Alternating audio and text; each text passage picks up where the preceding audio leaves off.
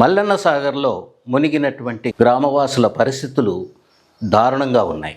గూడు చెదిరిన పక్షి అంటారు, కానీ గూడు పీకేసిన పక్షులు అయ్యారు మల్లన్న సాగర్ బాధితులు.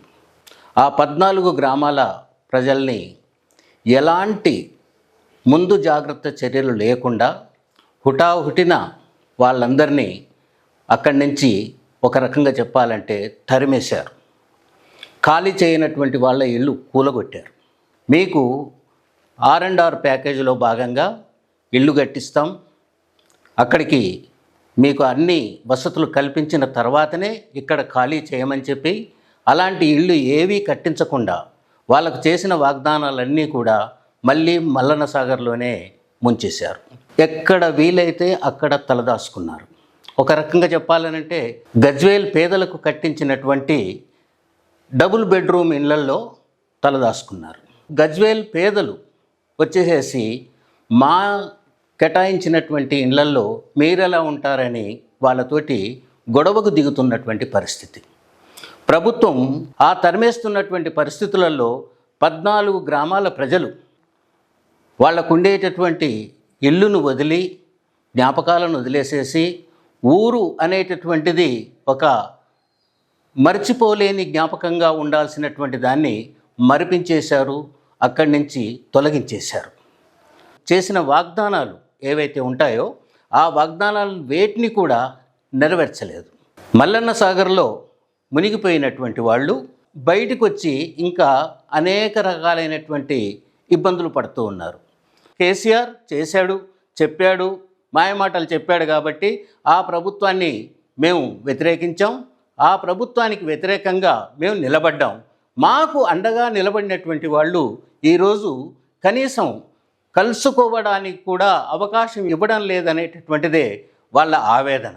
అదే ఆవేదనని అక్కడ ఉండేటటువంటి మంగళ షాపు యజమానితో సహా మిగతా అందరూ కూడా ఆ ఆవేదనని ఎలా వ్యక్తం చేశారో మీరే చూడండి. నమస్కారం. సహచార మీడియా వ్యక్తులకు అందరికీ నమస్కారం.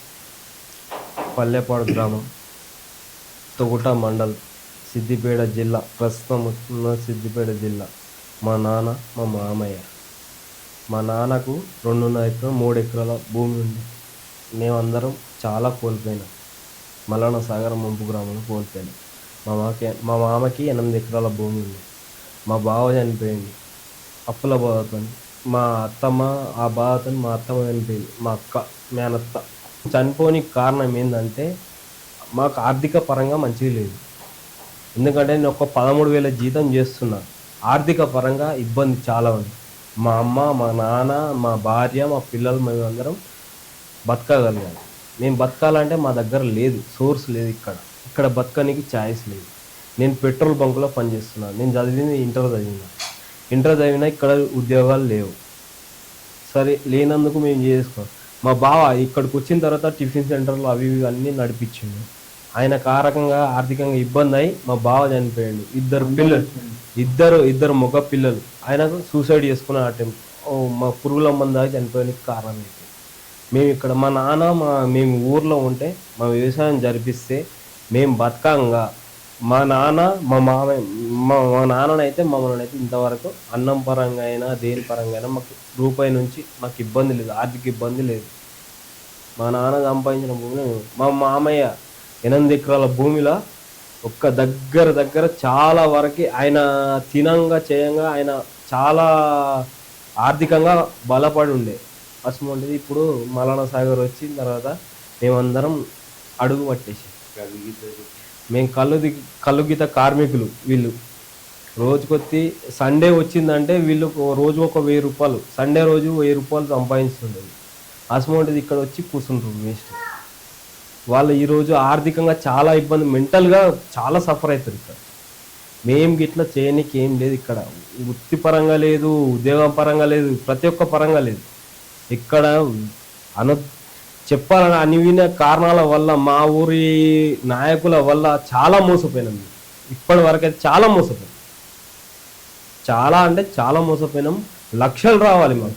మా మామకి 1300 గజాల భూమి, ఓన్లీ దొడ్డి పరంగానే మా మామకి పైసలు రాలేదు. మళ్ళీ రేకుల షెడ్డు, చుట్టూ రౌతుల కటారం, మాది 300 గజాల మాది ప్లాటు, మాది బాయి రావాలి, మాది భూములు రావాలి, చాలా ఉన్నాయి సార్ చెప్పుకోనికి. బై నెంబర్లు రావాలి. మా అన్నయ్య నేను ఒక్కనే కదా సార్, మా అన్న గిట్ల ఉన్నాడు, మా అన్నకు బై నెంబర్ రావాలి, మా అన్న బై నెంబర్ గిట్లా రాలేదు. ఇంత ఆర్థికంగా చాలా ఇబ్బంది పెట్టి అవుననేది. ఇప్పుడు కేసీఆర్ గవర్నమెంట్ వేయింది, రేవంత్ రెడ్డి గవర్నమెంట్లో మాకేమైనా ఉపాధి కల్పిస్తారని మేము కోరుకుంటున్నాం. మాకు ఇచ్చే పైసలని ఇవ్వండి. సరే సార్, మేము ఒక్కటే కోరుకుంటున్నాం. ఇప్పుడు మా బావ చనిపోయాడు, మా అక్క చనిపోయాడు, ఇప్పుడు ఈ సొండల పరిస్థితి ఏంది? రేపు పొద్దుగా మా నాన్న సిక్కయ్యాడు, రేపు పొద్దుగా మా నాన్న పోతాడు, నా పరిస్థితి ఏంది? ఇటువంటి ముంపు గ్రామాల ప్రజలకు మంచిగా నిర్ణయించి మాకు ఒక రూపాయి కాకుండా సరే ఆటాన మందం మాకు కల్పించండి సార్. మేము ఏమంటున్నాం, మొత్తం మీరు ఇవ్వండి అని మేము అంటలేం. ఎందుకంటే ప్రతి ఒక్కరు చెప్తున్నాం సార్, విన్నపిస్తున్నాం. మా ఒక్క విజ్ఞప్తి ఏంటంటే ఒక్కొక్క రూపాయిల ఒక ఆటని ఇవ్వండి సార్. ఎందుకంటే మేము మోసపోయినాం సార్. ఇప్పుడు మా నాన్న రోజుకో 1000 రూపాయలు సంపాదించారు. రోజుకో 1000 రూపాయలల్లా మాకు 200 ఖర్చు అవుతుంది సార్. అక్కడ ఆ విలేజ్లో ఉన్నప్పుడు ఇక్కడ 600 ఖర్చు అవుతున్నాయి. 400 ఇట్లా పక్క పడే సిచ్యువేషన్ లేదు. మీరు మాకు కొంచెం అర్థం చేసుకోండి. అర్థం చేసుకొని మమ్మల్ని కొంచెం కాపాడండి. మేము ఒక్కటే కోరుకునేది. ఇప్పుడు మా బావ కోల్పోయినా, మా అక్కను కోల్పోయినా, ఇప్పుడు రేపు పొద్దుగాల మేమంతా మా కుటుంబం అంతా కోల్పోవాల్సి వస్తుంది సార్. మా భూములు తీసుకుర్రు, మా భూములు లాక్కుర్రు. మీరు అన్ని ప్రత్యేకంగా 123 జీవో అన్నారు, అదన్నారు, ఇదన్నారు. మాకేం లాభం చేసింది సార్. మా పేర్ల మీద వేరేటోళ్ళు, మా నాయకులు బోర్లు వేసుకుర్రు, చెట్లు వేసుకుర్రు, వాళ్ళకు వచ్చినాయి సార్ చెక్కులు, మాకు రాలేదు సార్. మాకు ఇచ్చిన ఇళ్లలో మొత్తం తేమ వస్తుంది, పైన ఫ్లోరింగ్ సరిగా లేదు. సరే అక్కడ మునిగినామంటే ఇక్కడికి వచ్చాక తేలినామంటే ఇక్కడికి ఇట్లా మాకు సోర్స్ లేదు. ఇక్కడికి ఇట్లా మునగాల్సిన పరిస్థితి. వాన వస్తే బయట వండుకోనికి లేదు, ఇంట్లో వండుకోనికి లేదు పరిస్థితి. వర్షానికి చిన్నపిల్లలను పెట్టుకొని పండుకోవాలంటే ఈ ఇబ్బంది చాలా ఆర్థిక మస్తు ఇబ్బంది ఉంది. ఇక్కడ ఇళ్ళక ఏది సరిగా లేవు, ఒక పిల్లలు సరిగా లేవు, ఒక ఇటుకలు సరిగా లేవు. వీళ్ళు చేసిన నిర్మాణమే సరిగా లేదు సార్. కొంచెం ఇది రేవంత్ రెడ్డి సార్ వరకు పోవాలని కోరుకుంటున్నాం. ఎందుకంటే మేము అన్ని వదిలిపెట్టినాం సార్. మా ఆశయాలు వదిలిపెట్టినాం. మా నానమ్మలు, మా తాతలు, మా ముత్తాతల కాంచి వదిలిపెట్టి వచ్చిన ఇంతవరకు భూముల కానించి మేము చాలా నాశనం అవుతున్నాం. మేము మునిగినా సరే నలుగురికి ఉపయోగపడుతుందని చెప్పేసి మేము మునిగినాం. సరే అట్లయినా కానీ మాకు ఉపయోగం లేదు. ఎందుకు తెచ్చిరో మళ్ళా సగం మాకు అర్థం కావట్లేదు. మా ఇల్లు సరిగా లేవు, మేము సరిగా లేవు, మా నాన్నలు సరిగా లేవు. మాకు ప్రతి ఒక్కరికి చాలా అన్యాయం జరుగుతుంది. మాకు న్యాయం ఇప్పియండి. మీ మీడియా ద్వారా వాళ్ళకి తెలిపిస్తున్నా. రేవంత్ రెడ్డి సార్ దగ్గర పోవాలి వీడియో. ఎందుకంటే మాకు గరీబ్ పరిస్థితి సార్. నేను చేసేది 12-13 వేల జీతం. మా నాన్నని ఎట్లా మా మామ అందరం ఉన్నాం సార్, మా ఫ్యామిలీది. నమస్కారం.